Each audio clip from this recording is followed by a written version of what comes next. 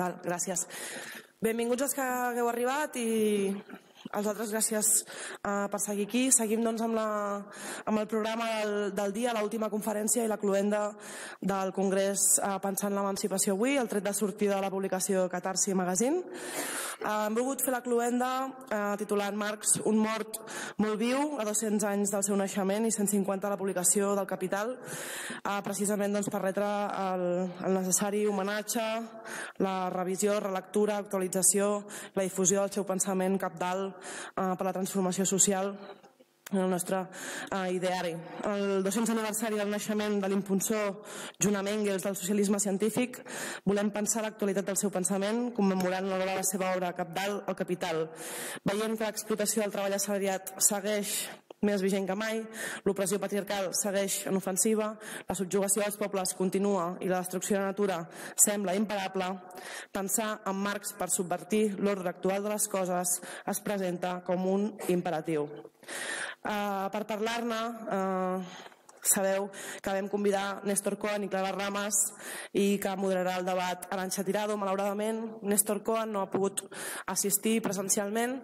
Volem aprofitar per enviar-li molts ànims i una abraçada per motius de salut, un familiar, motius greus que l'han obligat a quedar-se a l'Argentina, però ha tingut la gentilesa de fer-nos arribar un vídeo amb les seves reflexions i la seva intervenció, que evidentment també farem avinent de publicar ara mateix i també a les xarxes i enllaçat amb la publicació de Catarsi Magazine. Com que el format diferirà una mica dels debats que hem tingut fins ara, el que farem serà, primer donaré pas a l'Arantxa, que s'ha presentat la presentació, i després passarem al vídeo i després sí que sentirem la Clara Ramas. Moltes gràcies i moltes gràcies per venir des de Catarsi Magazine un altre cop. Merci per participar en aquest congrés, estem molt contentes i ens donem, diguéssim, per molt felicitades. Moltes gràcies.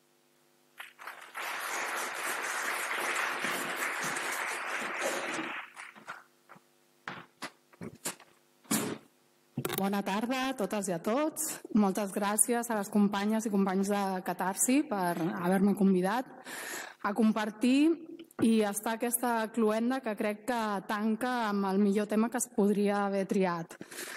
Un tema que alguns pensaran que són debats potser vuitcentistes, propis de persones que viuen al món de les idees i que no toquen peus a terra, però jo crec que tenen molt a veure amb la política quotidiana i material.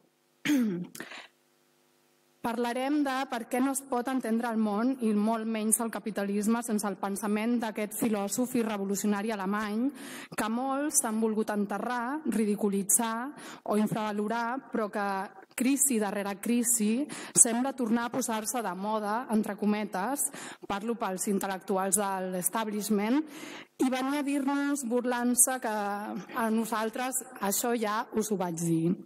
La figura de Marx i el seu pensament, tot i que objecte de múltiples tergiversacions, simplificacions o manipulacions, segueix fascinant noves generacions de joves arreu del món. Però no només, també la dreta més seriosa sap que ha d'estudiar Marx si vol entendre com funciona el sistema capitalista i quines són les seves contradiccions, que Marx va estudiar, esmicolar i descriure també.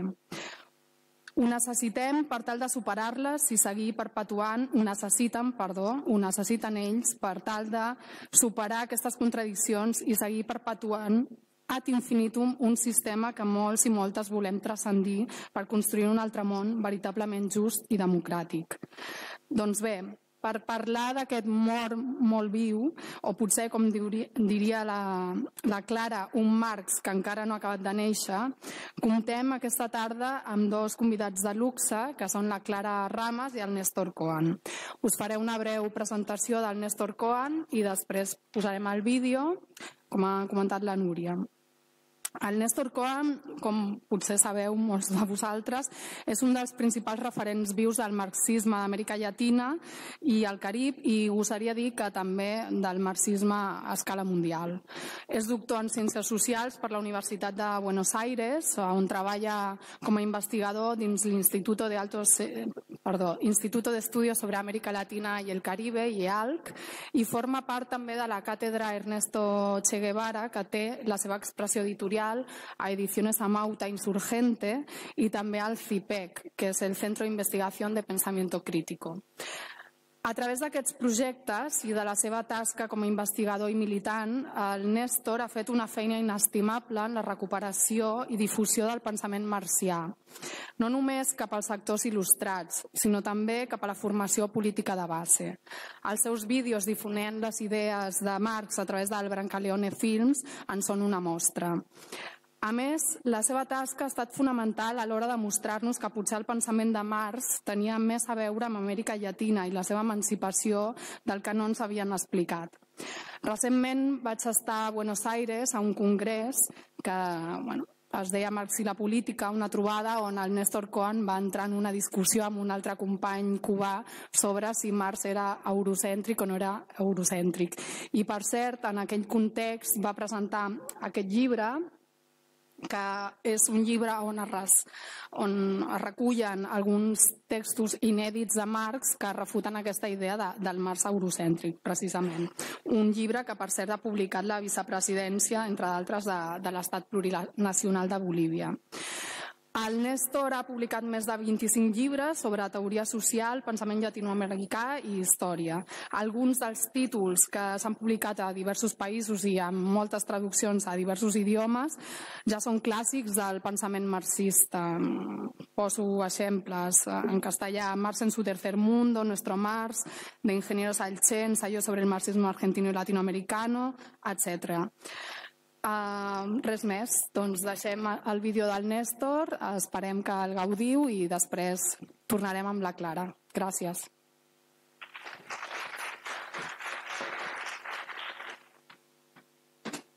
Pero no solo el cuaderno Kovaleski es importante. En esos años Marx analiza, y esto lo reproduce Theodor Janin en el Marx tardío, pormenorizadamente el programa de lucha de los Narodniki, de los populistas radicales. Yo no sé pronunciar ruso, pero lo que se escribe Narodnaya Volia, ¿no? La organización de lucha por la lucha armada y el socialismo, que defiende la comuna rural rusa, y que tenían un programa que antecede las posiciones de Lenin.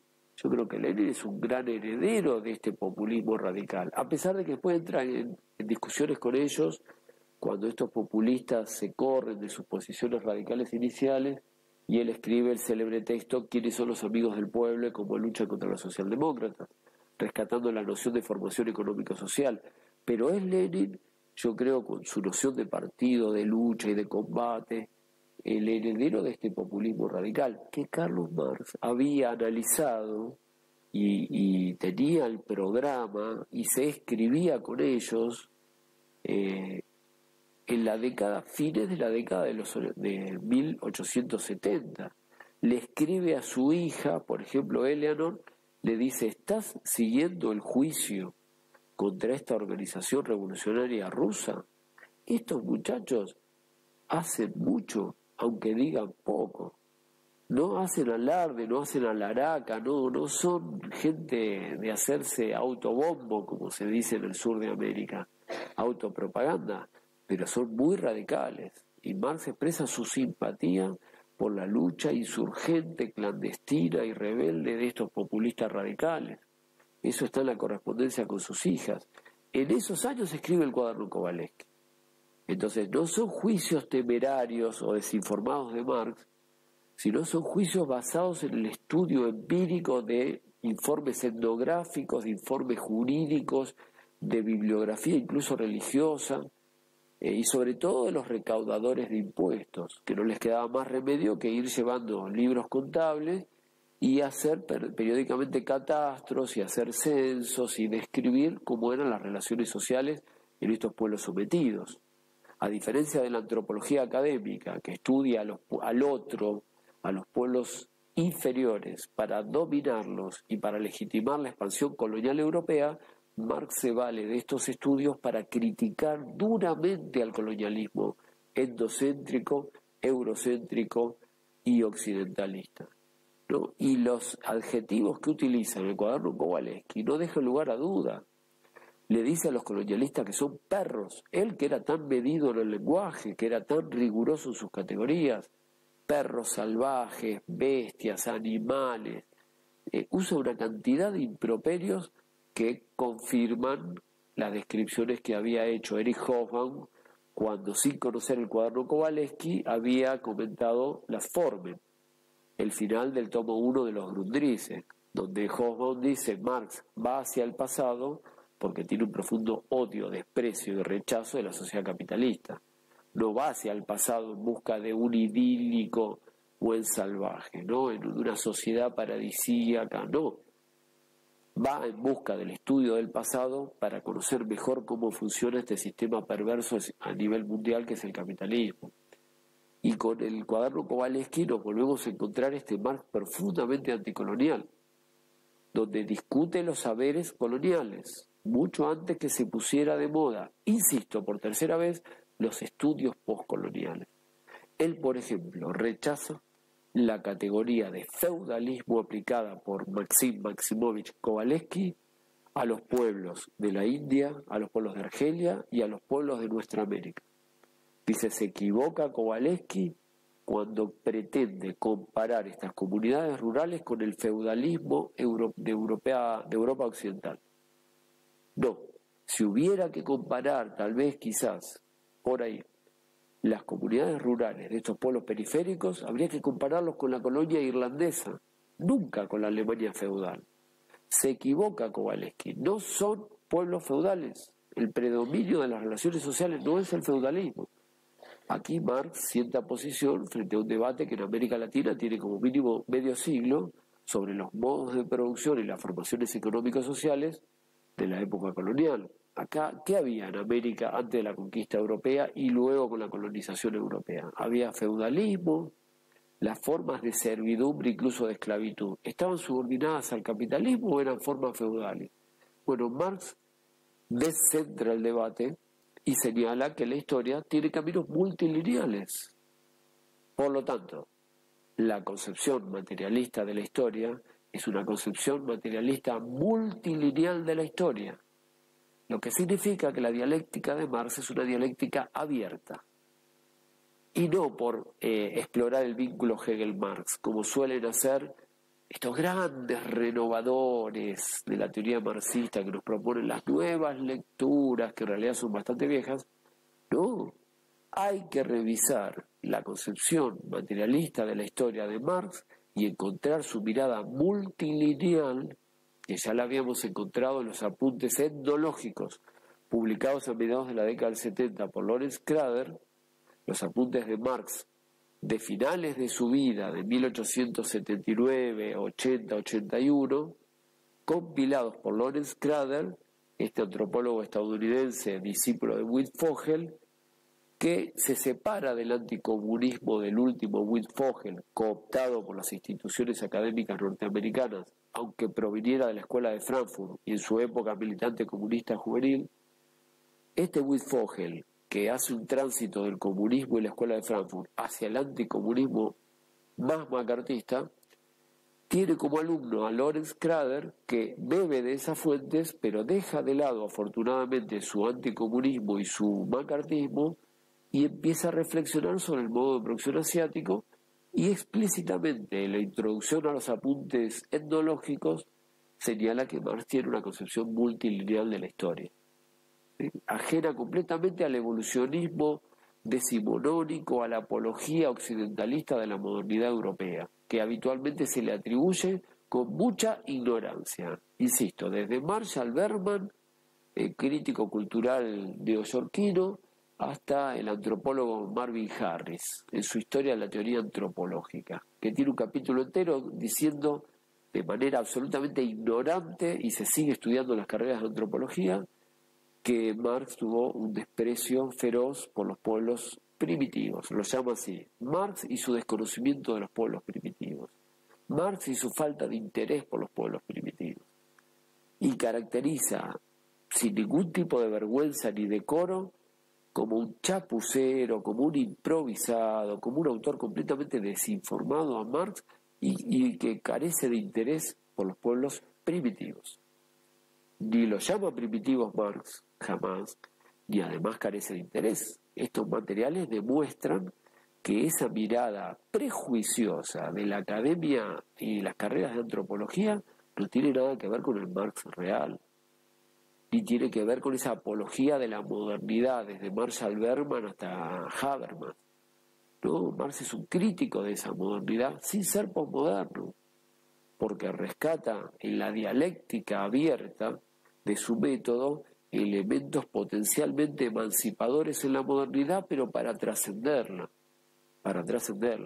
no para regresar a 1789.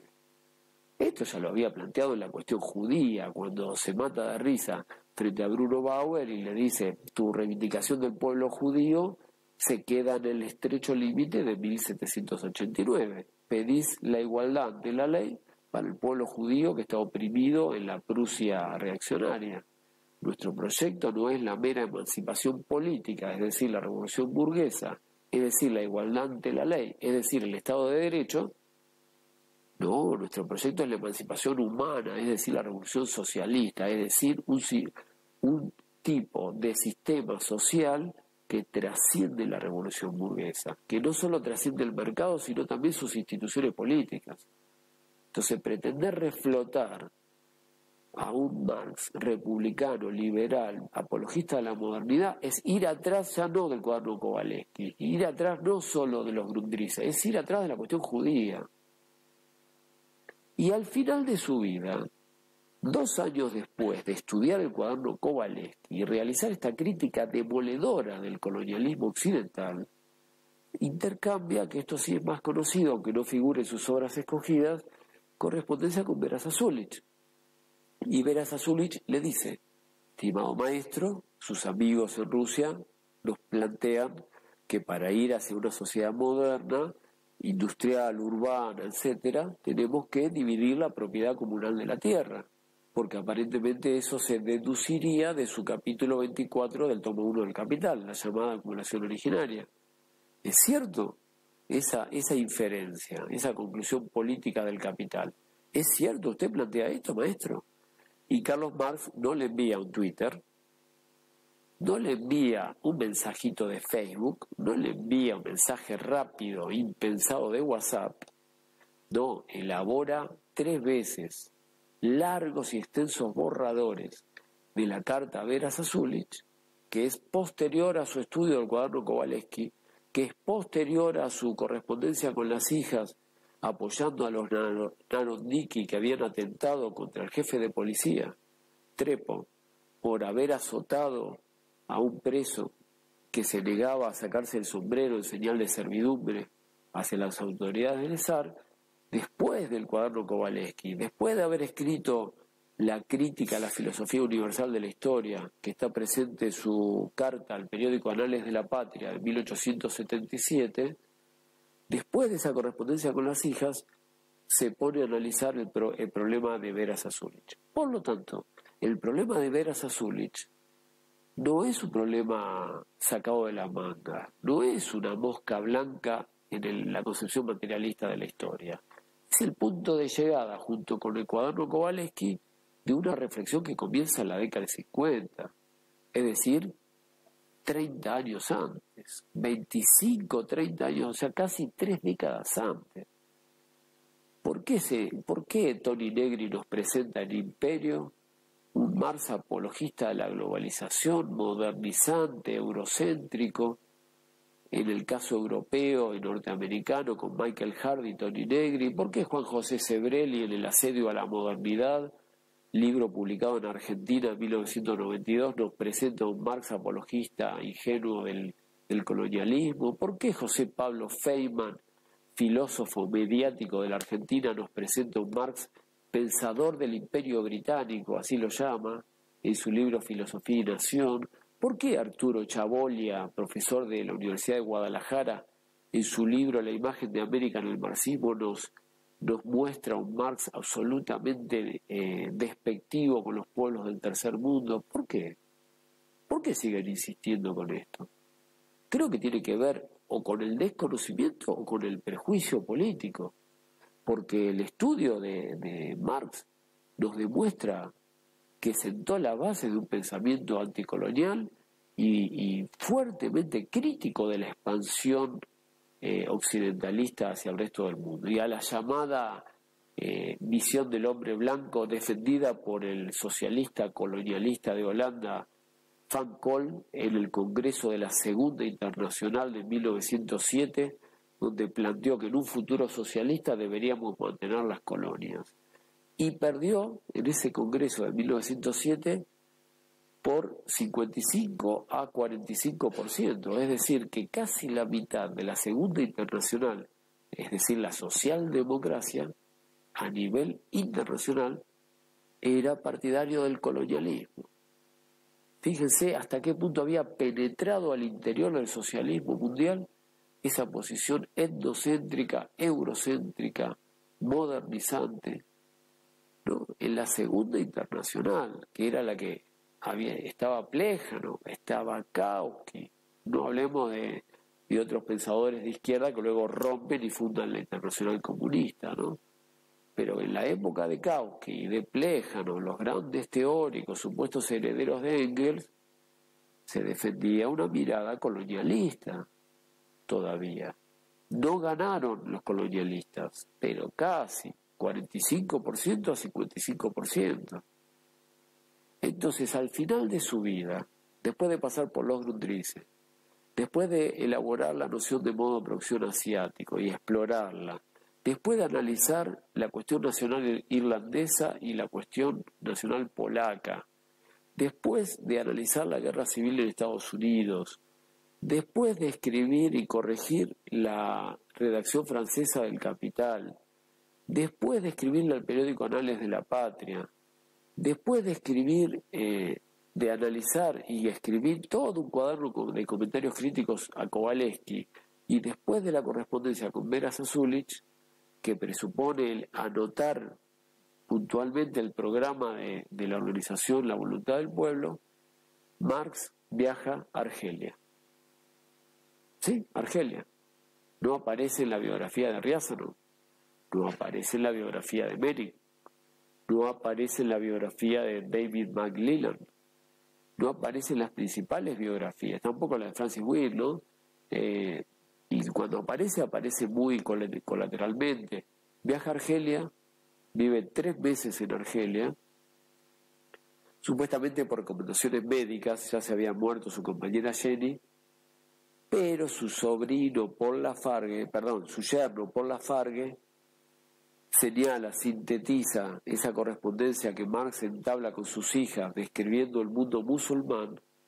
Marx volvió de Argelia en 1882 con la cabeza llena de árabes. Palabras textuales de Paul Lafargue, para describir el entusiasmo que tenía Marx habiendo vivido y observado directamente, luego de haber estudiado previamente la historia de su comuna rural, el papel de Argelia y del colonialismo francés.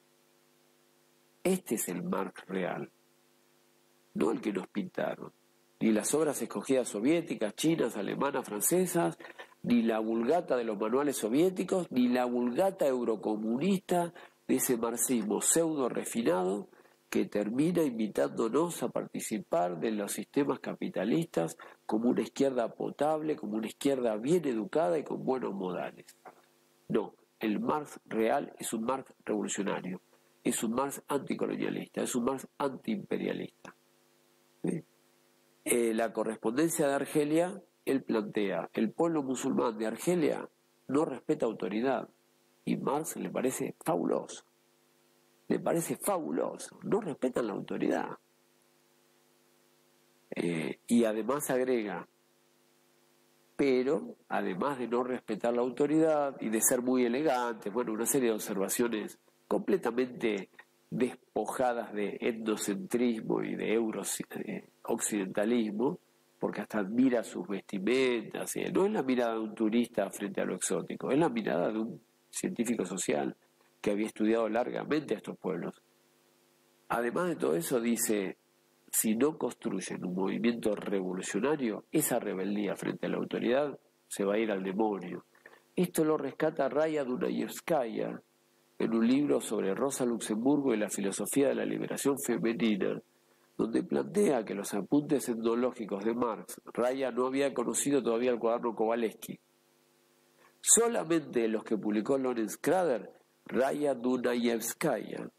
El libro se llama Rosa Luxemburgo y la filosofía de la liberación femenina. Hay un largo capítulo donde dice Marx, acá explora la relación de los géneros, analiza críticamente la forma de familia occidental de una manera crítica, como luego lo va a hacer Engels en El origen de la familia, la propiedad privada y el Estado, que como todo el mundo sabe se basa en Morgan, pero a partir de la cuarta redacción Engels le incorpora los análisis de Kowalewski, quien lo fue a ver a Engels después de muerto Marx, y Engels le muestra: mirá lo que nuestro maestro, nuestro amigo, en el caso de Engels, nuestro maestro, en el caso de Kowalewski, estaba escribiendo sobre tu cuaderno. En vida Marx nunca le muestra a Kowalewski sus críticas, pero queda el cuaderno, que hoy en día, en 2018, lo podemos leer en castellano.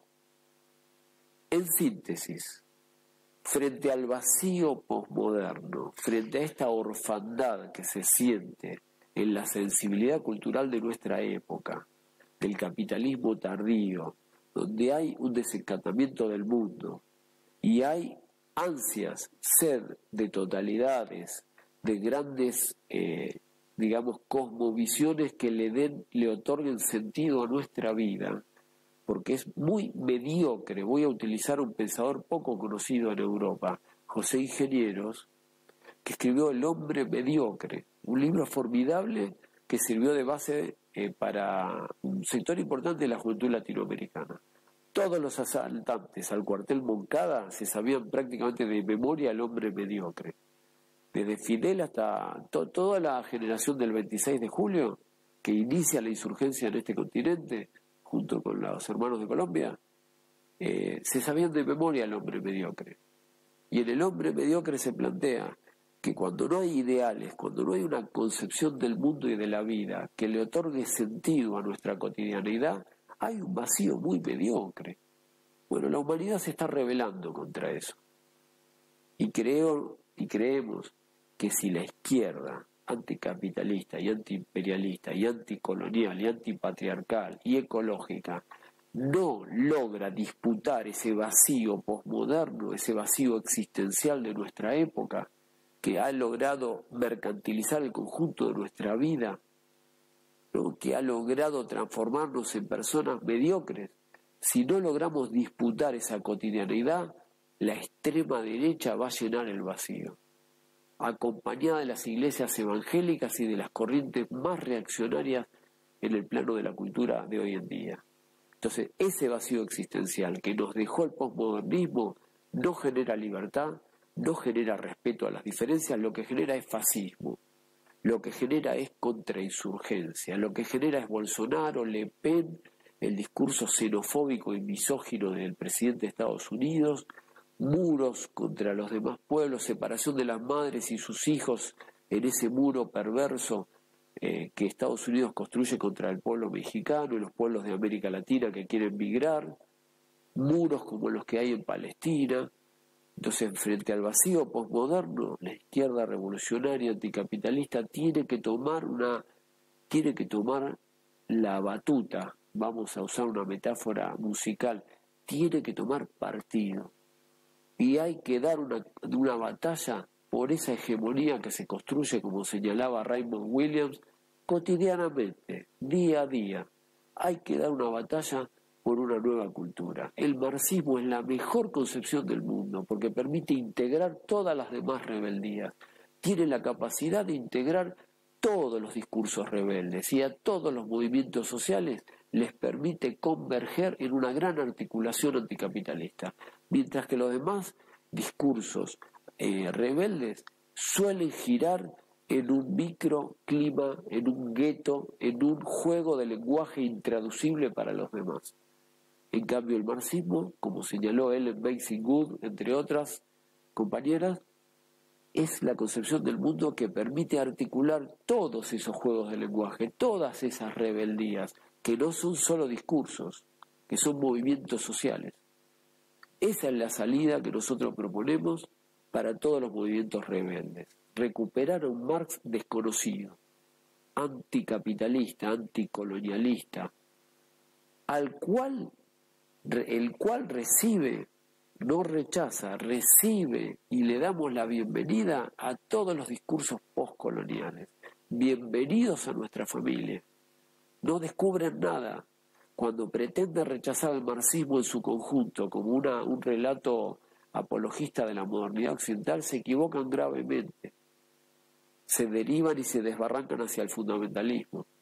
Una mirada crítica y lúcida del discurso postcolonial los integra al marxismo.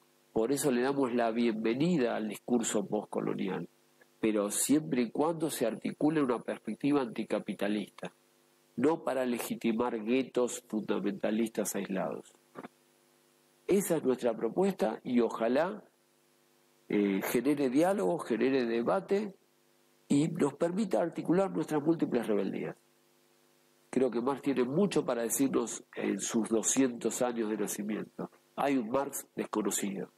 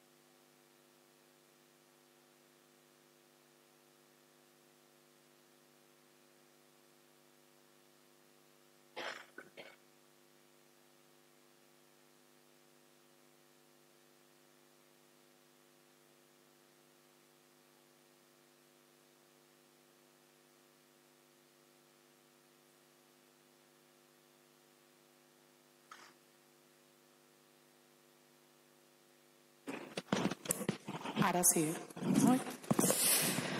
Molt bé. Doncs presento la Clara. La Clara Rama San Miguel és doctora europea en filosofia per la Universitat Complutense de Madrid i investigadora postdoctoral a la mateixa universitat. Es va formar a Berlín amb el Michael Heinrich i les seves línies de recerca són les formes polítiques contemporànies, la filosofia política, la teoria crítica i les lectures de Marx.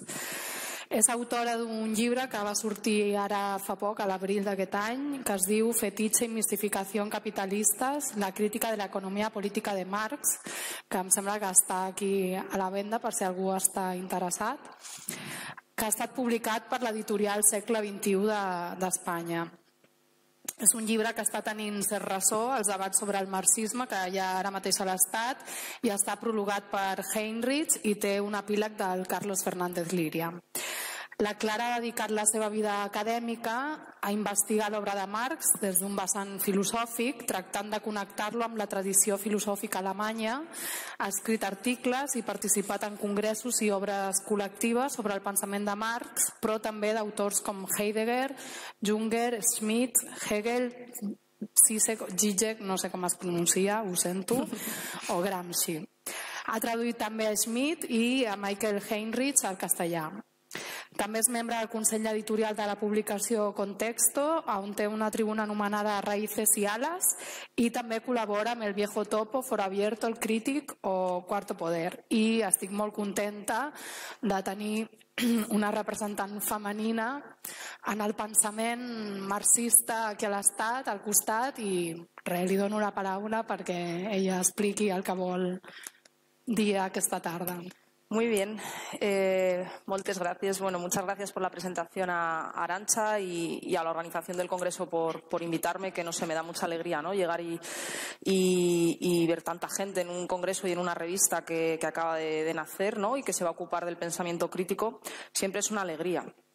Bueno, ¿cuánto tiempo tengo? Eso lo primero. ¿Como media hora o un poco menos? No he mirado la hora. 20 minutos. ¿20 o 10?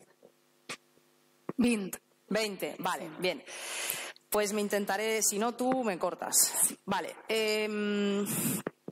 Bueno, Marx es un autor un poco complicado. Me gusta mucho el título que se ha puesto a la sesión, ¿no? Esto de Marx, un muerto muy vivo, porque creo que da muy bien en el problema. O sea, hasta hace muy poco, cuando uno escuchaba el nombre de Marx, sonaba a una cosa así, ¿no? Como muy arcaica, muy vieja, muy polvorienta, una especie de cosa pasada de moda, ¿no? Una parte del marxismo ha tenido demasiado de escolástica, de marxología, ¿no? De glosa del maestro. Mediocre, donde no tenemos hasta hace muy poco prácticamente como instancias colectivas con la teoría. Mahler, el compositor clásico, tiene una frase que me parece preciosa.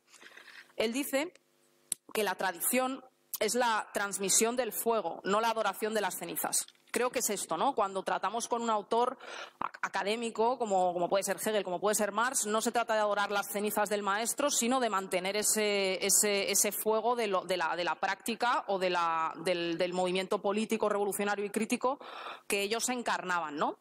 De esta manera yo creo que lograremos lo que decía Arantxa al principio en su presentación, que era, bueno, esto de habitar las ideas, pero para poner los pies en la tierra, ¿no? Me ha parecido un símil muy bonito, que además recoge un lema del joven Marx que arrastraba desde sus primeros años, cuando decía que la crítica del cielo se tenía que completar con la crítica de la tierra. Entonces, creo que este es el enfoque que tenemos que tener para no hacer escolástica, sino mantener un pensamiento que no sea cenizas, sino que esté vivo, ¿no? Y en esta medida creo que Marx puede estar vivo hoy. Para intentar hacer esto, he seleccionado 5 puntos breves donde yo creo que Marx tiene mucho que decirnos hoy. Son los 5 puntos que yo creo que aportan más a nuestro presente.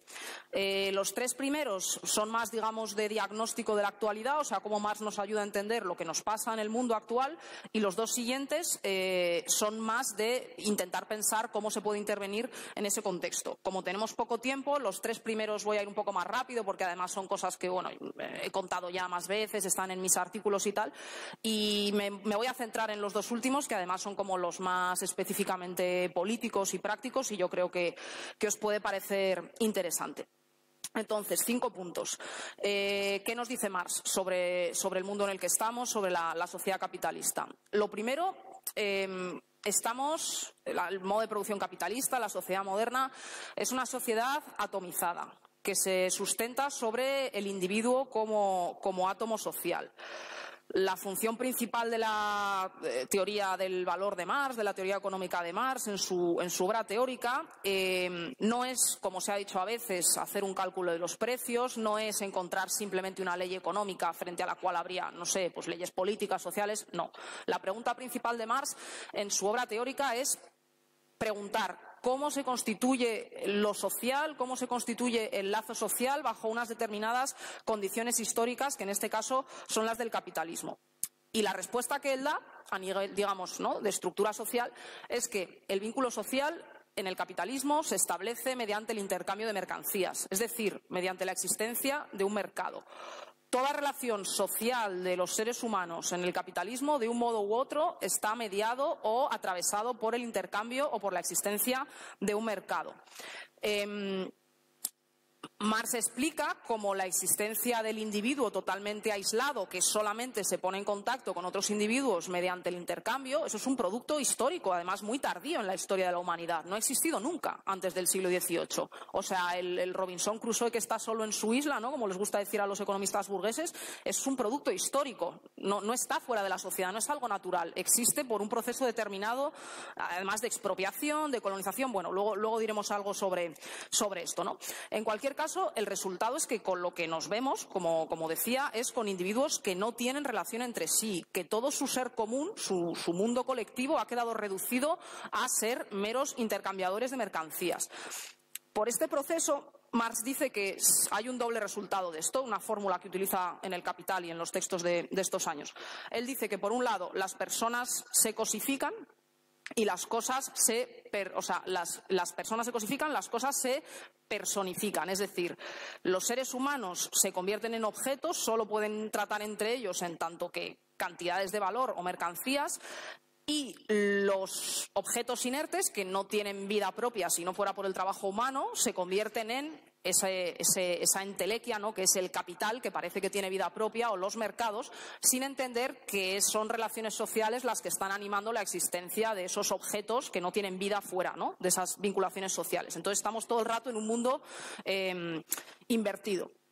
Es el primer punto. Vale, ¿qué consecuencias? Pues decir, bueno, vale, perfecto, ¿no? Pues una ontología social como cualquier otra. Vale, pero tenemos que preguntar, ¿qué consecuencias políticas tiene esta situación? Bueno, Polanyi lo dijo muy bien, ¿no? O sea, ¿qué paradoja es esa de una sociedad que consiste en ser un mercado, que es lo contrario de una sociedad? Porque un mercado es un lugar donde individuos intercambian mercancías. O sea, eso de que una sociedad solamente exista en la forma de mercado, en lugar de que el mercado sea una parte de la sociedad, como había ocurrido hasta entonces, es una paradoja.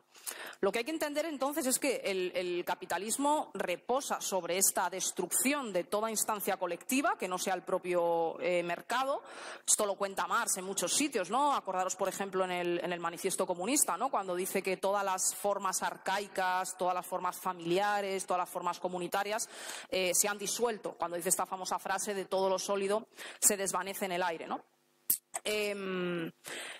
Entonces, esto deja como resultado un mundo donde los individuos están desvinculados entre sí, donde esa especie de pegamento o de lazo simbólico que toda sociedad necesita para existir, como decía Néstor, ese elemento colectivo, esa visión del mundo, no existe. Ser libre es igual a estar aislado de todo lo que rodea, y por lo tanto el pegamento, digamos, simbólico y social muere, ¿no? Como también ha sugerido Néstor en su ponencia, la sociedad no puede existir sin ese pegamento simbólico. Si no lo colonizan formas emancipatorias o críticas, lo colonizarán formas políticas reaccionarias. Esto es así. Luego diremos también algo más sobre eso. Tercer punto, para acabar esta parte que va un poco más rápido, una frase, o sea, una línea, creo, en la lectura de Marx que nos dice mucho sobre el mundo actual. Es algo que Robert Kurz, de la crítica del valor alemana, ha llamado la no simultaneidad del capital. ¿Qué significa esto? Eso de que el capital no es simultáneo. A ver, cuando Marx habla del capital o de la ley económica de la sociedad moderna, como dice en otros lugares, tenemos que entender que esa forma capital o esa ley económica de movimiento entra en contacto con otras cosas que no son ella misma. O sea, es decir, el capital ha comenzado a existir en el mundo y ha tenido que chocar con formas sociales que no eran capitalistas, y ha tenido que chocar con realidades existenciales que no son cantidades de valor o formas de mercancía. Principalmente se me ocurren dos que son como muy obvias. Los cuerpos, es decir, o sea, el capital coloniza los cuerpos de alguna manera y coloniza también los territorios, ¿no? De aquí surgen toda una línea de preguntas que se pueden hacer, ¿no? Pues cómo interactúa la sociedad moderna con los territorios que no participan de ese modo de producción capitalista, toda la cuestión del colonialismo, lo que Marx cuenta en el capítulo sobre las colonias, pero también lo que cuenta en el capítulo sobre la acumulación originaria, cómo el capital expropia y destruye los lazos de solidaridad colectiva que existían en los territorios primero europeos y luego de fuera, ¿verdad? Y por otro lado, cómo se relaciona con el hecho de que los seres humanos tenemos un cuerpo, ¿no? Aquí está la cuestión, por ejemplo, del trabajo reproductivo de las mujeres hasta un cierto tiempo después, no incorporado en una teoría económica marxista, así como coherente, ¿no? O sea, era un trabajo que permanecía invisible, el trabajo doméstico. Marx dice que contribuye a la reproducción de la fuerza de trabajo, pero ya está, no lo considera como una categoría central del trabajo productivo per se. Entonces, ahí hay toda otra línea que los estudios feministas han tenido que desarrollar. Entonces, esto de que el capital no sea simultáneo a sí mismo significa esto, que siempre está, digamos, en quiebra y coexiste o es simultáneo con dimensiones que no son el mismo. Entonces, aquí hay toda una línea de pensamiento de estudiar cómo el capital se relaciona con aquello que queda fuera de él, ¿no? Tanto históricamente como sincrónicamente. Y esta línea me parece interesante y que todo el pensamiento feminista y postcolonial tiene mucho que trabajar aquí. Aquí Néstor nos ha dado algunas claves bastante importantes. Bueno, llego ya a las dos últimas cosas que quería decir. Estamos en un mundo, entonces, como he dicho, en una sociedad de mercado, que es una sociedad atomizada, de individuos que se relacionan entre sí mediante la mercantilización de todo lo que existe, con una eliminación de sus dimensiones, digamos, comunitarias, simbólicas más amplias, y con un capital que intenta, como no, expandirse y apropiarse de todo, o sea, de todos los territorios, de todos los afectos, de los trabajos de los cuerpos, de todo lo que existe, ¿no? Vale, ¿cómo se puede plasmar esto políticamente o qué consecuencias políticas tiene este tipo de organización social? Digamos que ahora mismo, en el momento en el que estamos, ¿no? El momento neoliberal y la venida abajo de todas las certezas o las seguridades o de bienestar que se habían conseguido a lo largo del siglo XX, pues esto es un momento donde es el fin de las certidumbres. Tras 30 años de desregulación y neoliberalismo feroz, viene una crisis económica brutal en la que llevamos como 10 años metidos. Y a raíz de eso surgen movimientos de impugnación, movimientos anti-establishment, de signo a veces progresista y a veces reaccionario, y digamos que el sueño neoliberal de que estábamos en el final de la historia, de que no, el there is no alternative, ¿no? Y no había alternativa al consenso neoliberal, a la gobernanza mundial neoliberal, pues se quiebra, hay crisis y hay respuesta. Algunos autores últimamente han recuperado el término de Gramsci, el término del interregno. Han dicho que estamos, igual que a principios del 20, estamos en un interregno. Gramsci se refería a ese momento, ¿no? Previo al auge de los fascismos. Y ahora estamos también en un momento también de interregno, ¿no? Que es, como decía Gramsci, ese momento donde lo viejo no acaba de morir, pero lo nuevo todavía no ha nacido. Yo creo que estamos a nivel epocal en un momento así. Estamos prácticamente en el año 20 de nuestro siglo. Parece que esto no pasa nada, siglo XXI y tal, pero llevamos ya casi 20 años y creo que es un momento que tiene bastantes puntos en común con el momento, el interregno que fueron los años de entreguerras en el siglo XX, ¿no?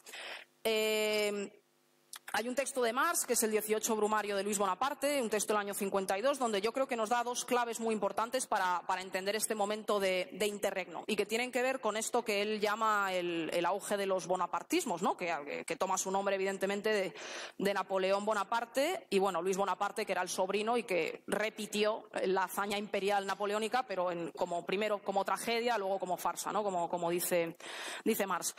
Y, bueno, la cuestión es esa, ¿no? La revolución del 48, los pueblos se alzan, las clases populares, pero luego todo aquello deriva en una estabilización de régimen que finalmente es insuficiente, las clases populares quedan expulsadas, ¿no? Del proceso constituyente y todo aquello acaba con un golpe de Estado por el cual Napoleón se hace con el poder en Francia con el golpe, ¿no? Primero del 51, donde es elegido, y luego del 52. Entonces, ¿qué nos cuenta aquí Marx? Creo que hay dos cosas muy interesantes. Por un lado, Marx habla de una tensión entre el poder constituyente y el poder constituido. Me explico. Marx analiza en el año 48, después del levantamiento, hay una constitución, se escribe una constitución. Marx dice que esta constitución era muy vulnerable porque tenía dos cabezas en lugar de una. Una era el poder legislativo, la asamblea legislativa, y otra era el presidente, el poder ejecutivo. Entonces, la Asamblea Nacional Francesa podía elegir destituir al presidente, constitucionalmente, digamos, pero el presidente no podía abolir la asamblea si no era dando un golpe de Estado y destruyendo la Constitución misma, ¿no? Entonces dice Marx, aquí hay una contradicción indisoluble que en algún momento tenía que estallar, porque por un lado está el presidente, ¿no?, con el poder ejecutivo, que además en la tradición francesa es muy presidencialista, es un poder muy grande, controla el ejército, controla los funcionarios, puede nombrar ministros, y por otro lado tenemos una asamblea que tiene la fuerza moral, ¿no?, de representar la nación y elabora leyes. Hay aquí una tensión entre ambas cosas. Marx dirá que esta contradicción también se va a manifestar con el golpe, como he dicho antes, como una tensión entre el poder constituyente de la creación de un orden constitucional y cómo el gobierno que ha resultado de ahí, que finalmente es el de Luis Bonaparte, acaba destruyendo, ¿no?, el poder constituyente que lo había puesto.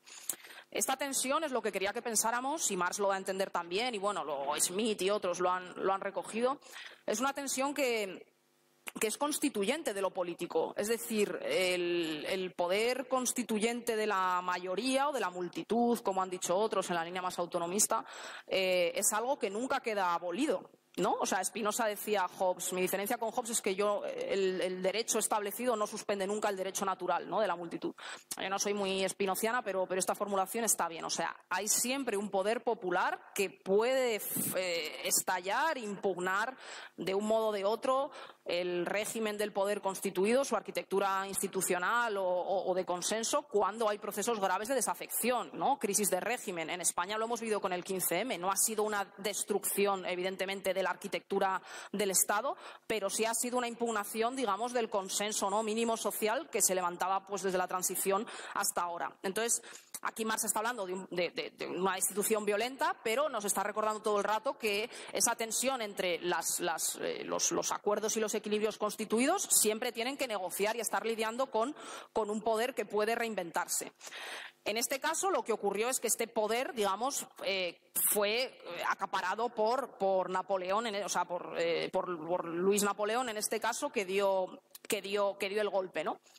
Entonces, segundo punto de lo que quería contar, aquí ese poder constituyente, digamos, que se volcó en un líder fuerte, ¿no?, que intervino y dio un golpe de Estado. ¿Por qué ocurre esto? Marx dice, como he dicho antes, que lo que ocurrió aquí es que la construcción nacional en el año 48 había sido muy débil. O sea, él dice que en realidad fue un consenso para las clases dominantes y punto. Las clases dominantes pusieron su propio interés como el interés general de la nación. Entonces dice Marx, bueno, lo que debía ser el interés común de todos se convirtió en el interés de una parte y se proclamó como interés superior a el interés verdaderamente común y general. Entonces el poder legislativo, ¿no?, que tenía que ser la autonomía de la nación, quedó, digamos, constituido sobre una parte muy débil, sobre garantías muy débiles, y eso hizo que el poder ejecutivo representado por Napoleón pudiera dar un golpe, ¿no? Por eso dice Marx, la sociedad escapó del despotismo de una clase para caer en el despotismo de un individuo, ¿no?, que dio el golpe de Estado. Bueno, dice cosas muy interesantes, dice que además Luis Napoleón era un mandatario mediocre, de tal manera que la nación francesa ni siquiera podía como obedecer a gusto, ¿no? O sea, como que ni siquiera podía ser como una soberanía con un consenso activo.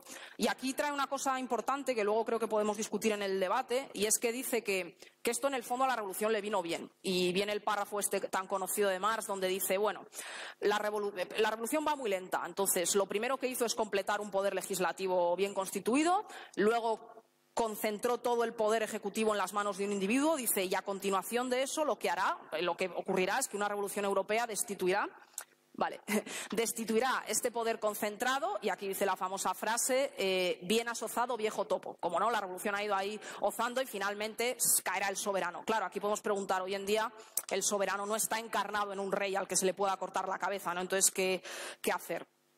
Y bueno, esto lo podemos debatir luego, pero lo que quería comentar ahora es que ¿qué tipo de sociedad para conectarlo con la situación actual. ¿Qué tipo de sociedad cuenta Marx que es esta sociedad donde un tipo como Luis Bonaparte puede dar un golpe de Estado? Bueno, pues él dice que se trata de una sociedad de campesinos, en este caso, en Francia, aislados, donde no tienen relación entre sí, una crisis de sus formas de vida tradicionales, y dice Marx que la gran masa de la nación francesa, dice, se construyó con la simple suma de unidades del mismo nombre, al modo como, por ejemplo, las patatas de un saco forman un saco de patatas. Claro, o sea, cuando construyes una nación como un saco de patatas, dice Marx, pues era evidente que estaban deseando que un señor llegara desde arriba y les cohesionara, ¿no?, por referencia a ese señor. Entonces, hoy en día, si tenemos una situación de atomización neoliberal, por eso emergen este tipo de populismos autoritarios o bonapartistas, ¿no?, o autoritaristas, porque se busca una figura autoritaria que religue o que construya el lazo social por referencia a ese poder ejecutivo fuerte que vuelva a unificar lo que en la sociedad civil, digamos, se ha destruido. Y aquí creo que tenemos que pensarlo. También lo que ha comentado Néstor, ¿no?, con el libro este del hombre, el hombre mediocre. Pero bueno, no, para acabar ya, que la última cosa que quería decir. Atomización neoliberal, bonapartismo, son como dos procesos que pueden ir de la mano. ¿Cómo se puede evitar esto? ¿O cómo reconstruimos el lazo social, por otro lado, no autoritario? ¿O cómo, no? O sea, creamos una sociedad que no sea un saco de patatas, sino un pueblo, ¿no? Aquí creo que hay pistas de Marx en otra obra, que ya no es el 18 Brumario, son los textos que tiene Marx sobre la España revolucionaria, sobre el momento que va desde 1808 con la invasión francesa y luego habla de la Constitución de Cádiz y acaba en el año 23, hacia el final. Entonces, dos puntos muy rápido y acabo ya. Creo que hay dos puntos. Por un lado hay un anudamiento entre lo nacional y lo popular. Ahora explico a qué me refiero con esto. Y por otro lado hay en Marx un reconocimiento grande de la realidad plurinacional y plural del Estado español, ¿no? Estas dos cosas están en el texto de Marx. Lo voy a decir en dos palabras. Además, iba a leer una cita y no lo he traído, así que así acabo antes. Bueno, lo nacional y lo popular. ¿Por qué? Marx dice... José Bonaparte llega a España y como ve que la monarquía española está muerta, dice, pues bueno, piensa que ya tiene a España conquistada, que España está hecha. Pero eso no es así. Como todos sabemos, el pueblo en Madrid se levanta y eso se extiende después. Dice Marx, el levantamiento surgió del pueblo. Las clases acomodadas se habían sometido mansamente al yugo extranjero. La Junta Popular, en la que se acaba organizando el pueblo, unifica todo el rato estas cosas. O sea, la emancipación popular y la nacional son la misma cosa. En un manifiesto que escribe dice: de esta crisis no podéis dar un paso hasta la independencia sin darlo al mismo tiempo hacia la libertad. Es decir, liberación nacional y popular o democrática serán la misma cosa. Y añade Marx, no había reforma social conducente a transferir la propiedad y la influencia de la Iglesia y la aristocracia que no pudiese llevarse a cabo alegando la defensa de la patria común. Es decir, la patria común era ni más ni menos que aquello que aglutinaba, que permitía liberar o echar a esas clases, en este caso la aristocracia y la Iglesia, ¿no?, que se habían apropiado del bien común. Otra última cita, dice Marx, se trataba de unir dos cosas: la defensa nacional del invasor francés con la transformación de la sociedad española y la emancipación del espíritu nacional, sin lo cual toda constitución tiene que desvanecerse como un fantasma. Es decir, está diciendo Marx, sin algo que unifique, que religue, sin un espíritu común más allá de los individuos, ¿no?, más allá, o sea, pertenecer a algo que vaya más allá de nosotros, una constitución política no existe, no es nada. Y ese afecto común, esa cosmovisión que decía Néstor, tiene que canalizar dos cosas, según Marx: lo nacional y la transformación social. Y si no van unidas, la una sin la otra, se quedarán cojas, ¿no? Dice Marx, la Junta Central fracasó en la defensa de su país porque fracasó en su misión revolucionaria. Es decir, como no logró a cabo la emancipación social, por eso fracasó también como fuerza patriótica. Las dos cosas van unidas, ¿no? Y acaba haciendo un homenaje, bueno, cuando habla luego de las Cortes de Cádiz, diciendo que precisamente porque venían gallegos y catalanes, que son los pueblos más democráticos de la península, por eso dice que la Constitución salió como salió. Para acabar ya, como he dicho antes, construcción nacional, evidentemente cada pueblo tiene sus peculiaridades y Marx no deja de subrayar. El pueblo español es un pueblo, por definición, plural, con distintas identidades lingüísticas, culturales y instituciones centenarias, fueros, leyes antiguas, bueno, etcétera, ¿no? Y ninguna construcción de pueblo que lo tenga en cuenta podrá prosperar, ¿no?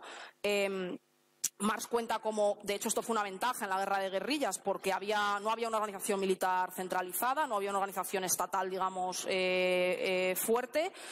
Y Marx dice que España no es un país que se pueda asemejar a los estados absolutistas nacionales europeos, porque es una especie de, como dice una república hecha de trozos, ¿no? Es que no tengo aquí la cita literal.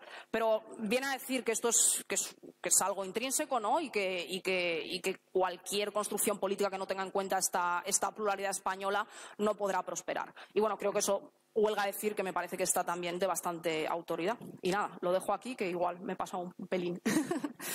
Muchas gracias.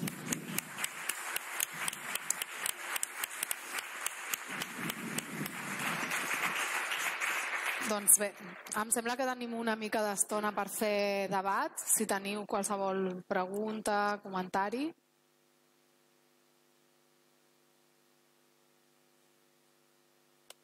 Ja està el company amb el micròfon. Tots alhora no, eh? No me lo creo, que no hay preguntas, ¿no? Si no, jo potser vaig dient una reflexió, no? Bueno, preguntas o comentarios, vamos. Sí. Per trencar el gel. Estabas hablando en este momento interregno, ¿no? Que se busque esa figura autoritaria que aglutine las fuerzas. Yo estaba reflexionando sobre lo paradójico de que eso se da también en un contexto en que hay un repliegue identitario y nacional, y que esa figura que aglutina también pasa por excluir otras identidades, pienso, ¿no? En el discurso antiinmigrante, en el discurso xenófobo, en los españoles primero, etcétera. No sé, ¿cómo ves estas contradicciones? Y luego otra reflexión, por si nadie se anima, para que puedas seguir. ¿Cómo traducimos todo esto al lenguaje de la calle? O sea, ¿cómo llevamos Marx a la clase trabajadora del Estado español? Esa es buena. A mí no me llaméis para eso, que ya ves que... Bueno, yo es que tampoco tengo la respuesta, entonces sí. A ver si tú... a ver... Bueno, no sé, hay una... O recogemos todas varias, ¿no? Y luego... Vale. Sí. Pues que... Al company que tenia el micro li pot passar aquí...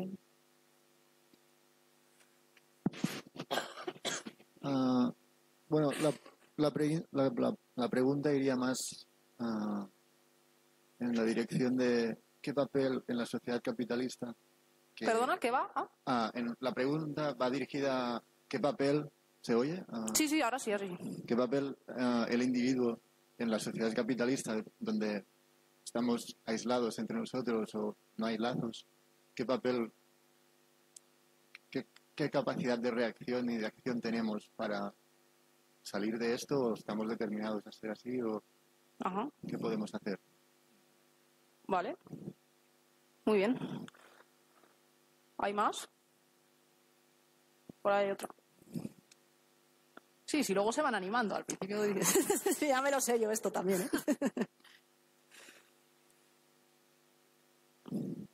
Tu, Clara, m'entens en català?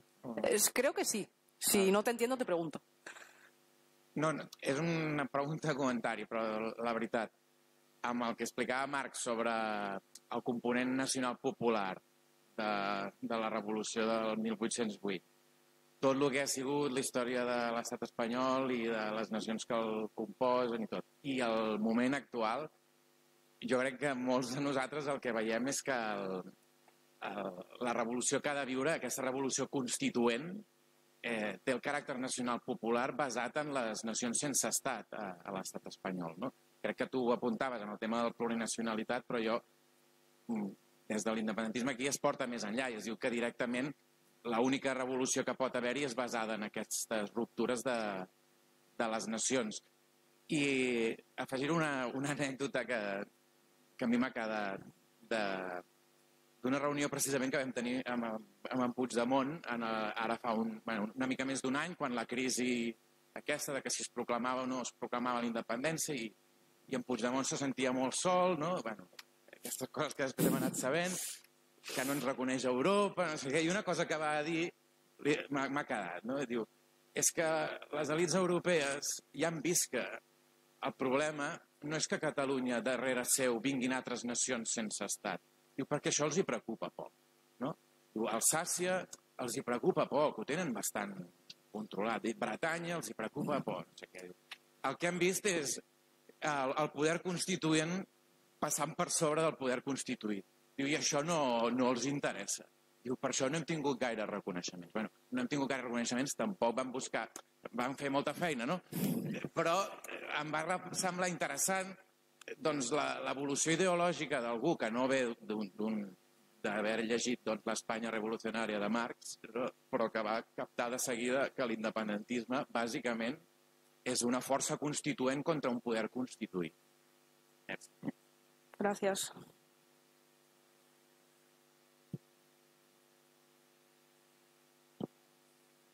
¿Algo más? Bueno, también podemos hacer otro turno, ¿eh? Hola. Hola, Clara. ¿Qué tal? Hola.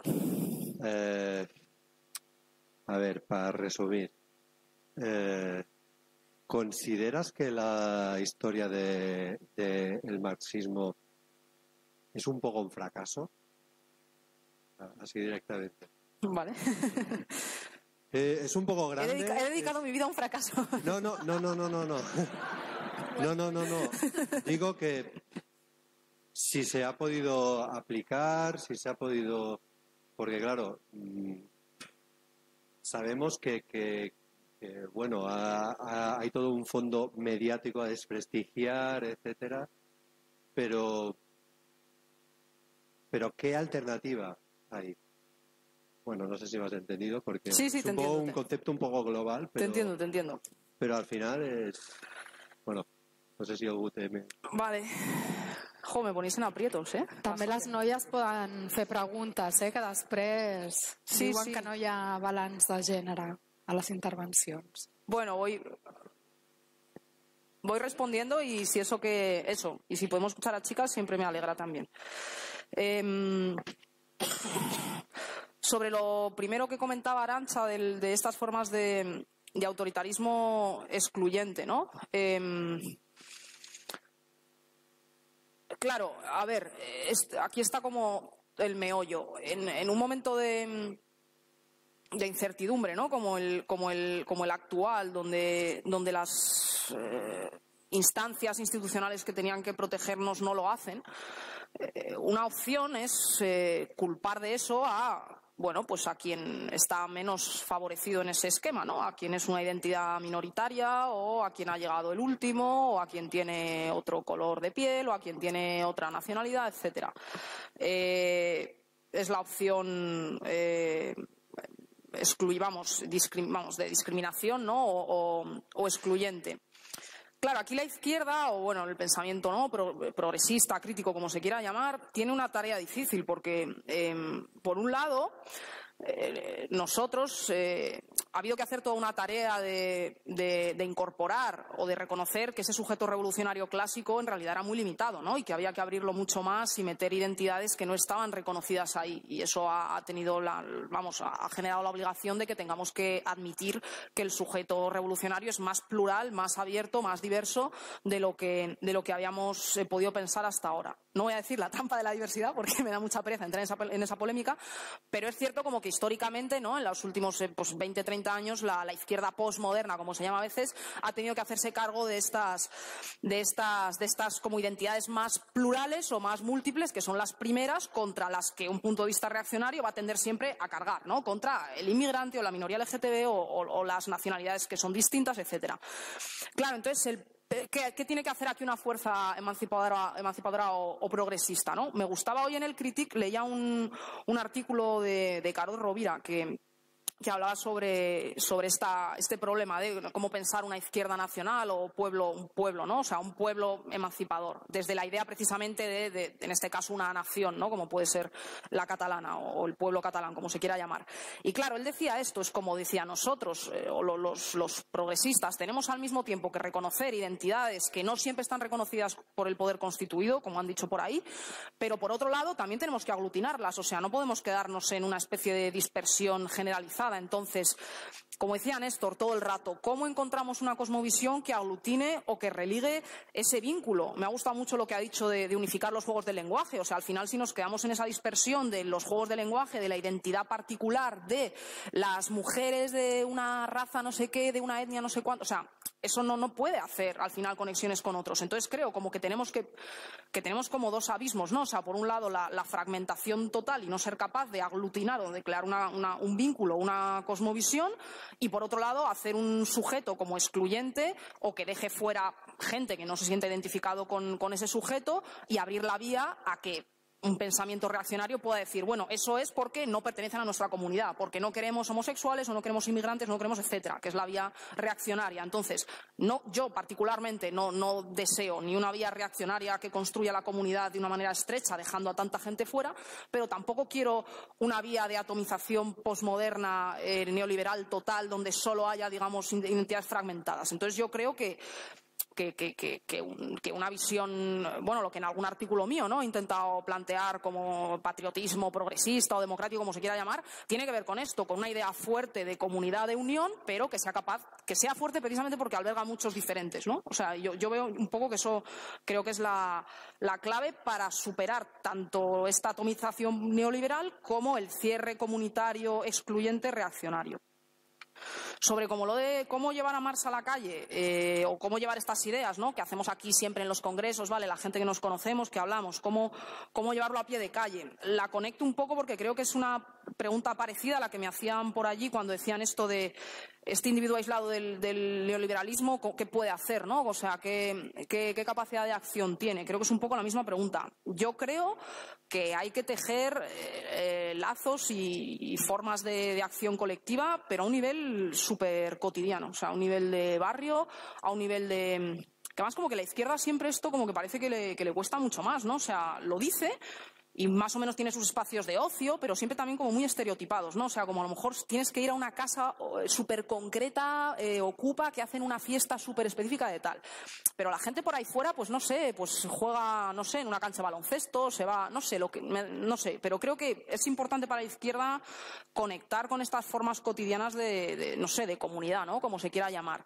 Y que esta pulsión por lo comunitario está todo el rato. O sea, creo que parte del malestar contemporáneo más genuino tiene que ver con esto, o sea, todo el tema de las redes sociales. El otro día hay un documental en Netflix que veía el otro día sobre como la cultura esta, ¿no?, de Instagram y estas cosas en Estados Unidos, ¿no? Y, o sea, gente conectada, o sea, a lo largo del globo, que dedican toda su vida a dar likes a un famoso para que o sea, quiero decir que es un nivel de atomización tan brutal que yo creo que eso se consigue pues generando prácticas cotidianas y que se basen en los afectos compartidos y que no sea siempre venir a hacer un congreso súper especializado, súper teórico, sino hacer cosas juntos. El otro día estábamos dando una charla en un barrio con una gente que está ahí súper arraigada y nos decían que han montado clases de salsa y que, vale, joder, pues me da igual, clases de salsa, de fútbol, de lo que sea, pero cosas como muy cotidianas y reconstruir la comunidad desde abajo. Yo creo que eso es clave y que la izquierda no siempre lo hace, o hace al final formas como muy identitarias que la gente, digamos, que no está ya en este entorno, pues como que desde fuera le costaría a lo mejor, ¿no?, entrar. Entonces creo que hay que hacer formas ahí de identificación como muy, muy laxas, ¿no?, y muy desde abajo y generar afecto desde ahí. La pregunta que preveía sobre la dificultad de articular lo nacional popular en el caso de España, ¿no? Decía el compañero, bueno, sí he entendido bien. Ya hemos llegado a un punto en el que ya solo puede apoyarse este proceso en las naciones sin Estado, ¿no? Y como que lo que realmente puso en jaque a las élites europeas y del establishment fue que en Cataluña lo que ha pasado es que un poder constituyente ha puesto en jaque al poder constituido. A ver, yo creo que una cosa es innegable, o sea, es evidente que en las cosas que han pasado en Cataluña se ha visto una sociedad civil muy viva, que se ha articulado, que se ha expresado que no se le ha dado desde el poder instituido, digamos, el Estado español, ¿no? Desde la institución del gobierno y de su arquitectura incluso constitucional y legal, no se le ha dado una respuesta. O sea, hay mucha gente que no se siente identificada, que siente una desafección brutal de esa estructura estatal que es España. Y esto es así, o sea, independientemente de que los números sean, de que la independencia sea esto o el otro, la capacidad de decidir sea, o sea, independientemente ya de los detalles técnicos, lo que está claro es que hay territorios en España, y Cataluña no es el único, donde hay poca identificación con el proyecto nacional español, si se puede llamar así.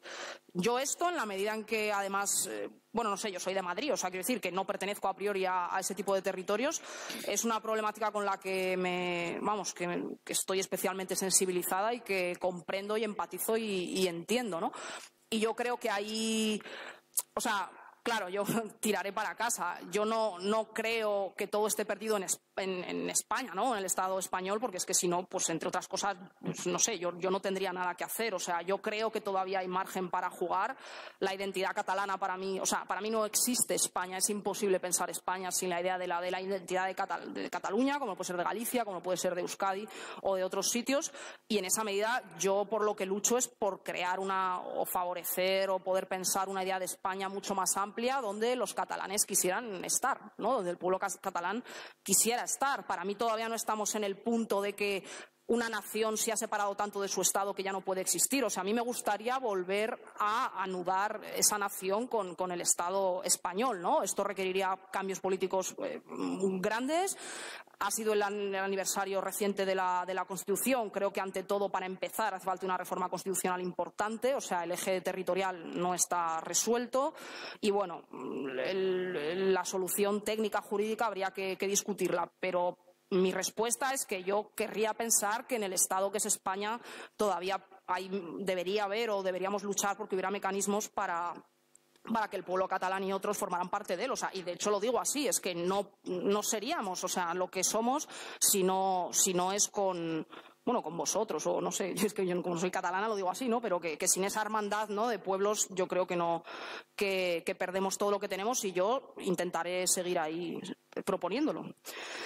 Y la última pregunta sobre la historia del marxismo, ¿en qué medida ha fracasado o no? Claro, o sea, es la pregunta por las experiencias reales, ¿no? El socialismo real y tal, que a mí ya realmente es una pregunta como que tampoco... O sea, primero, que no es a lo que me he dedicado, o sea, como que creo que tampoco, o sea, hace falta un conocimiento historiográfico también más concreto para opinar bien y con juicio, pero yo creo que si una impronta, dicha así a bote pronto, ha dejado Marx en la sociedad del siglo XIX y XX, es que había alternativa al capitalismo, o sea, y ya solamente por eso, o sea, esa idea de que los pueblos pudieran pensar en una emancipación, o que no existiera el orden único global de un capitalismo que dominara todo el globo, o sea, esa experiencia en parte ha pervivido, y las experiencias revolucionarias en Europa y fuera de ellas en parte han pervivido por una referencia lejanamente de cuño socialista marxista en sentido amplio, ¿vale? O sea, bueno, hay una tradición también libertaria, ¿no?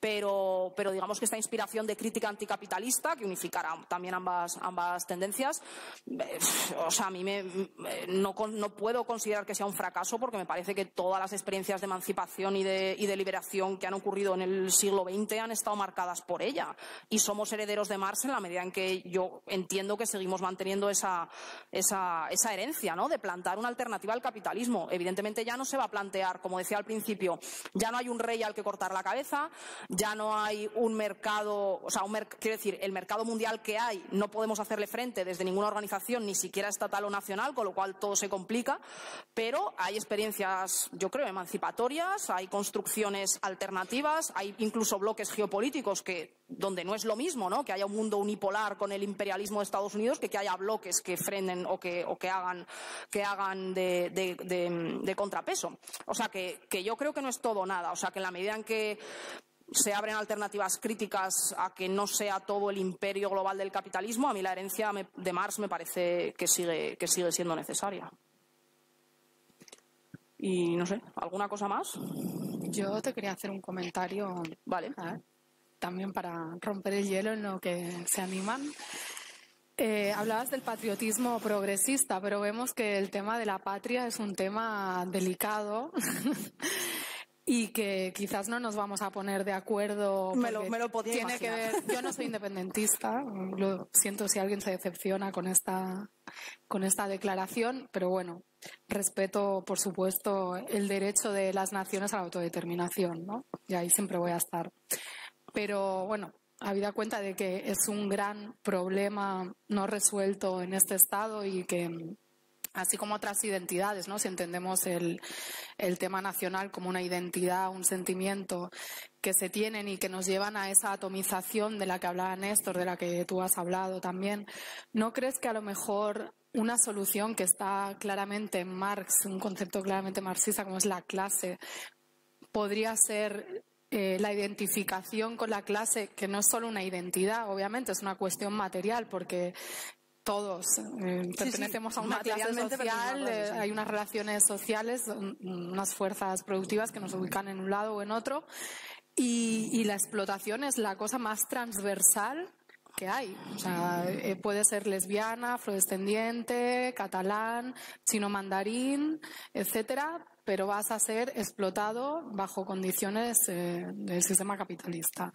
¿No crees que la clase puede ser una solución? O sea, más discurso de clase y menos discurso identitario o menos discurso nacional, y perdón por lo provocativo y así igual animo a más intervenciones. Bien, ahí ja se van animando. Molt bé, una noia. Molt bé, una noia.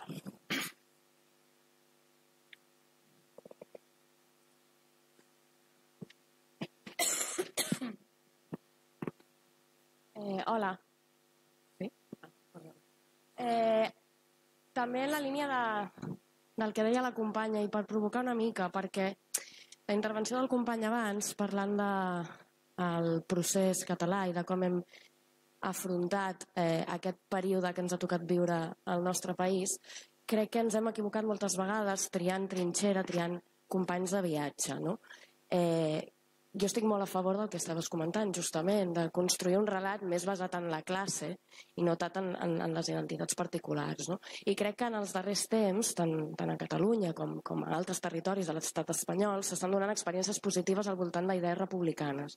Crec que, per exemple, el referèndum que es va fer fa pocs dies a la Complutense, em sembla que va ser, no, a l'Autònoma de Madrid, al voltant de si es vol o no una monarquia, crec que són experiències positives i que nosaltres hauríem de recuperar perquè ens permet així aliances amb les restes de pobles de l'Estat.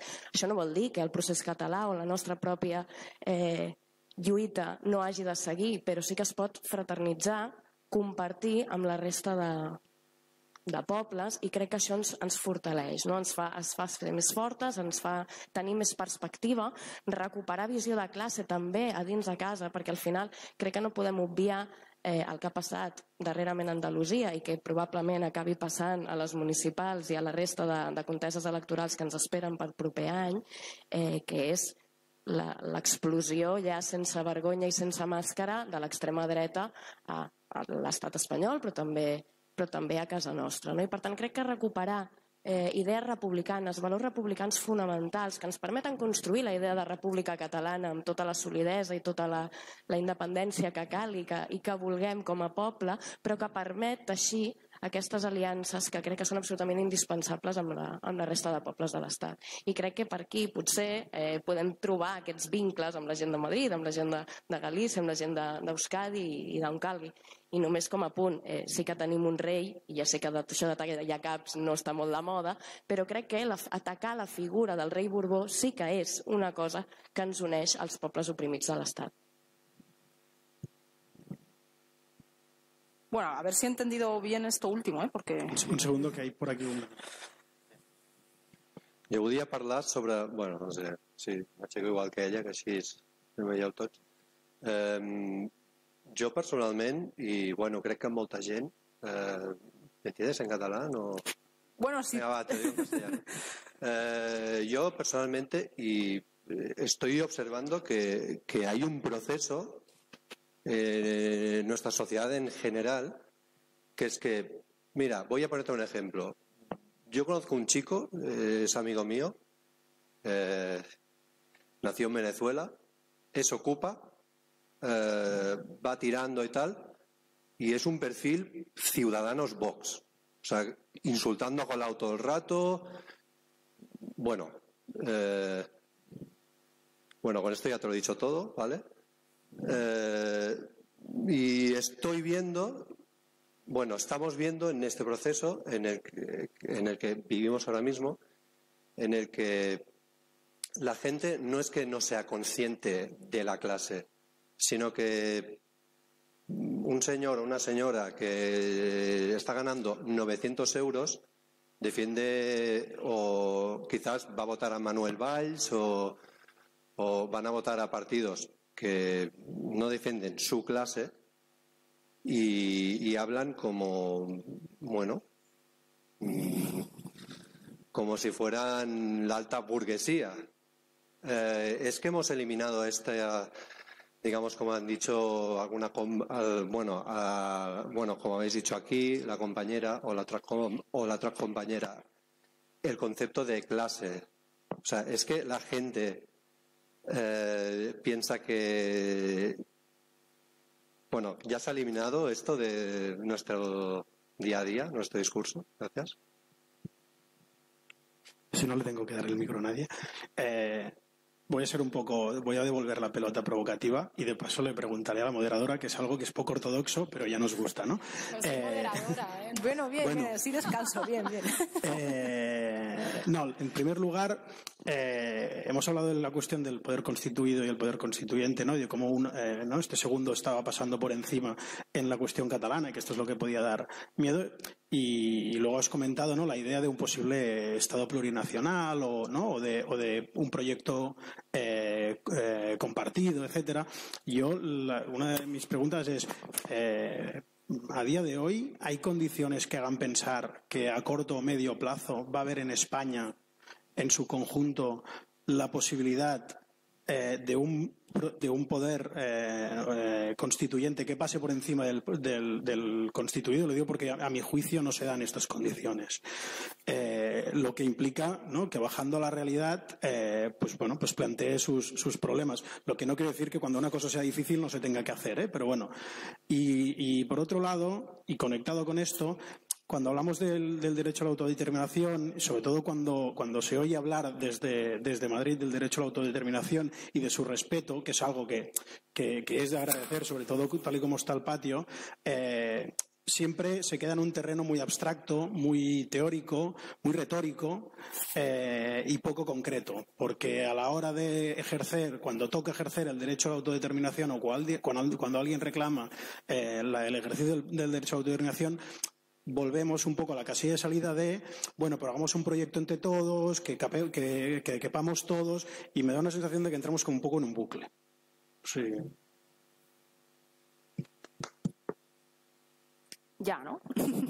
Para ti, porque yo no soy de Madrid. O sea, Bueno, ya, pero también es para la moderadora. Bueno, a ver, voy a recoger un poco algunas cosas. Sobre la primera pregunta de Arantxa de la cuestión de la clase, ¿no? Creo que es que aquí lo que pasa es que hay dos planos. O sea, hay un plano de análisis estructural donde evidentemente hay una relación de explotación de clase y formamos parte de la clase trabajadora, y eso es una cuestión, quiero decir, por el mero hecho de vender tu fuerza de trabajo, ser un trabajador asalariado, como entiendo que seremos la enorme mayoría de los que estamos aquí, formas parte a nivel estructural de una clase económica. Eso no depende de tu conciencia, es una cuestión estructural, digamos, objetiva.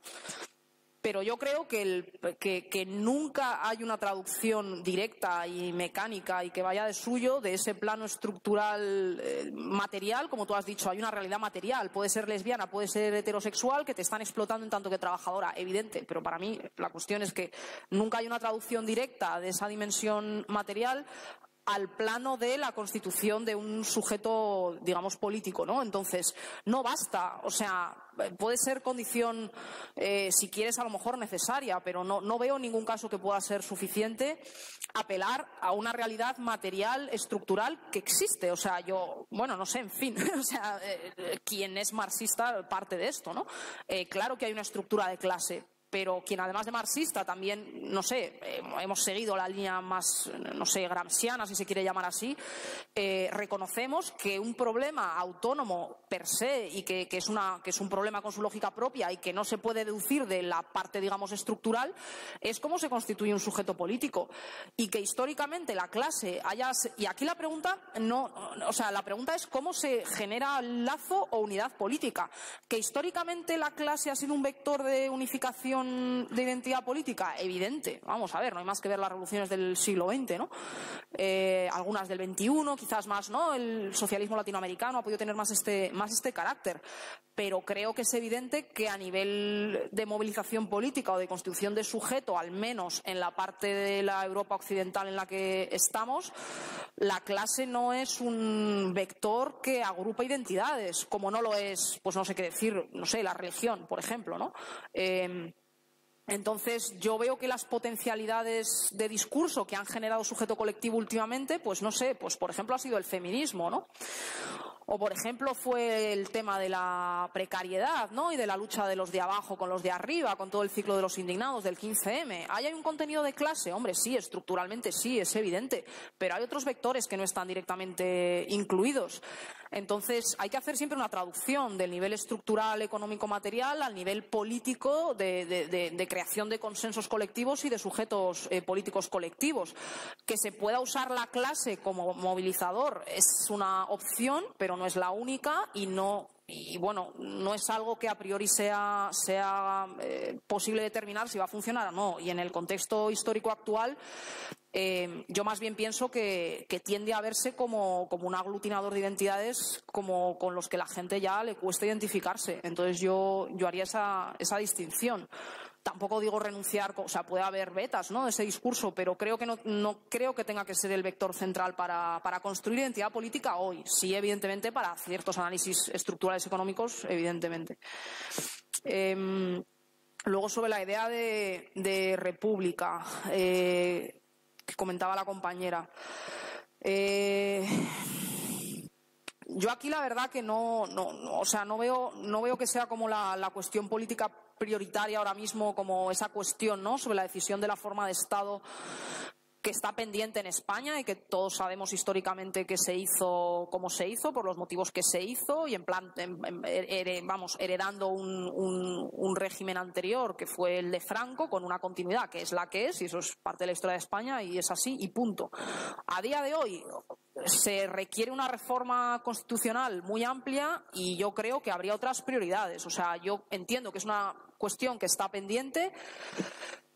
También, incluso si se profundiza en ella, se dice, bueno, el rechazo al rey Borbón, pero ¿a cuál? ¿Solo al Borbón o a todo? No sé, a todo. Es que, no sé, me parece una cuestión como demasiado complicada y que no veo realmente que pudiera tener ahora un potencial de movilizador tan grande. O sea, creo que se puede identificar con reivindicaciones más tradicionales, ¿no?, de una forma más específica de la izquierda, ¿no?, que tradicionalmente ha reivindicado esto, pero no creo que tenga un potencial de apelación tan grande, como por ejemplo puede tenerlo el feminismo. En fin, la cuestión de paliar la falta de sensibilidad, la falta de cuidado y la falta de perspectiva de género que hay desde la propia Constitución hasta todo el aparato de leyes, me parece algo, sinceramente, bastante más urgente y que podría paliar violencias mucho más inmediatas.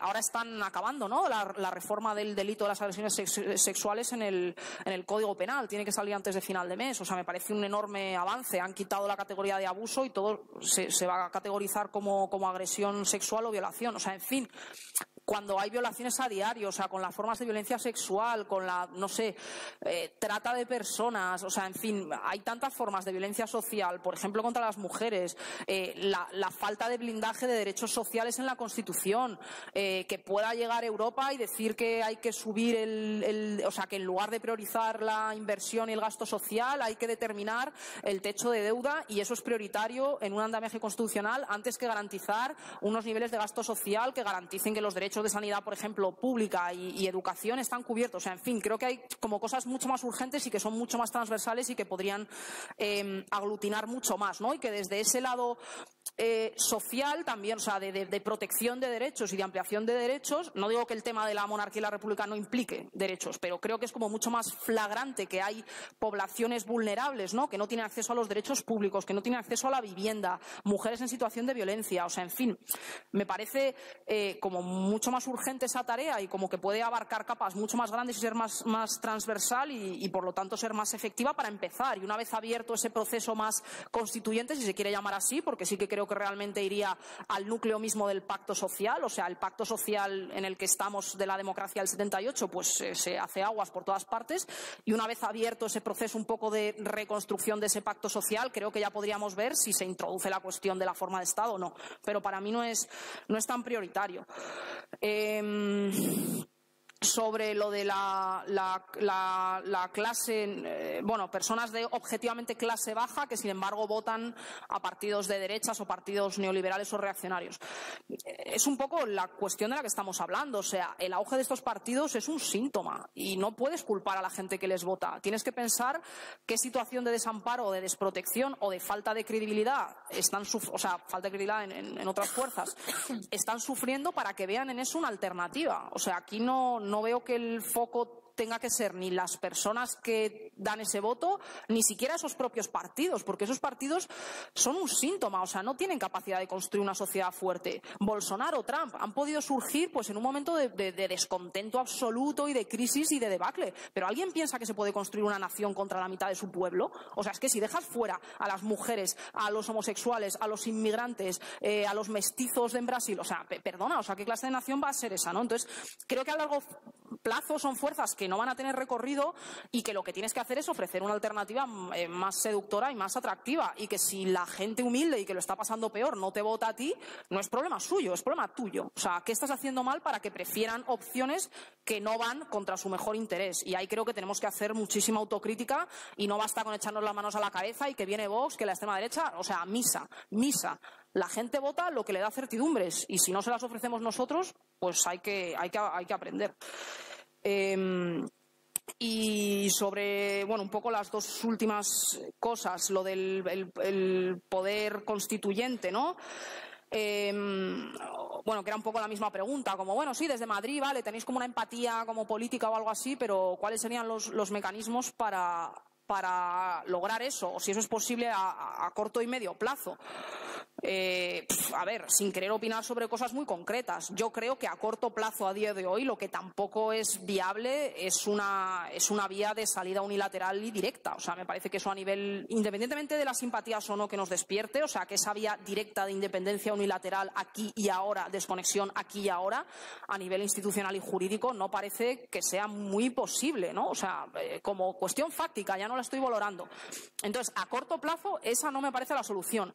La vía que está tomando o que ha tomado, sobre todo con el gobierno anterior, el Estado español, pues evidentemente tampoco es la cuestión. Es que se dice, bueno, es que a corto o medio plazo no se puede hacer nada. Es que precisamente creo que ambos lados pecan de eso, de pensar solo en el corto plazo. O sea, lo que necesitamos es mirar más allá, o sea, es construir una idea de país que tenga sentido a largo plazo, que no sirva solo para agitar a los de la por ellos, ¿no?, que van con la bandera de España, pero tampoco a los de yo me voy de aquí y ahí se queda España, que es que a día de hoy tampoco es posible hacer eso. Entonces, no sé, habrá que sentarse, habrá que hablar sobre los mecanismos concretos. Yo sí que estoy a favor de, bueno, a ver, es que yo creo que la solución sería una reforma constitucional amplia donde se pacte un modelo territorial para toda España, o sea, aprovechando, digamos, el conflicto que se ha abierto en Cataluña, y que eso pueda votarse o ratificarse con alguna forma de referéndum y que se llegue a acuerdos, que tiene que haber una solución pactada, que sea un referéndum que se pueda aprovechar para pensar un modelo de Estado para todos los territorios de España y para buscar un encaje plurinacional. Yo personalmente abogaría por por esa vía. Y creo que precisamente lo que se dice contra ella de eso no es posible a corto plazo. Pues mira, casi que mejor, porque es que las soluciones que se están dando a corto plazo son poner parches. O sea, creo que tenemos que pensar con visión larga y mirada más larga de lo que estamos los dos, O sea, lo digo también por todos, vamos. Yo lo veo así. No sé si la moderadora también quiere responder algo.